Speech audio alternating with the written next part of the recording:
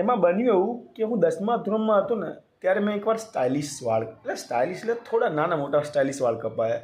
તો એમાં મારા સ્કૂલના પ્રિન્સિપલને તોલિયાને બળી એવી કે પોતે ટાળ્યો હતો. એને ખાલી વચ્ચે મસ્ત ચાંદ જેવું આકાર ઇન ફ્યુચર મારો પણ થઈ શકે એવું કંઈ નહીં, પણ હું કહું છું ખાલી તમને કે ચાંદ જેવું આકાર ને બાજુમાં પેલા બૈરાન જેમ વાળ લટકતો રાખતો હતો.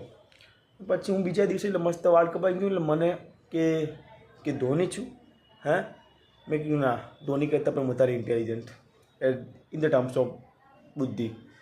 મને કે આવા વાળ કેમ કપાય? તમે પૈસા થોડી કપાય. ચોખ્ખી વાત ભાઈ, હું મારા પૈસા કમાવું તમારે શું લેવા દે? મને કે કાલે મારે આવા વાળ ના જોઈએ. હું વાંધો નહીં, પણ તારે લઈ આવીશ. મેં કીધું મને ખોટી સલાહ ના આપો. તમે પ્રિન્સિપલ છો, 1.5-2 લાખ પગાર લઈને તમારું કામ કરો. તમારી 2 કોડીની સલાહ મેં બિલકુલ નથી માંગી. એટલે તમારા વાળ બરાબર ઓળો, પેલા છોકરી જેવા લાગો છો. હું તો મોઢા ઉપર ફેંકી દેતો હતો.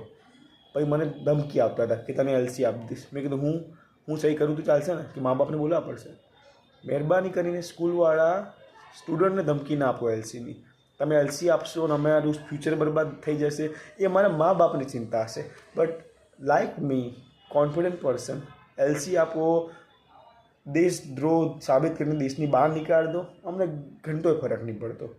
We are the powerful, we are the real educator. Okay.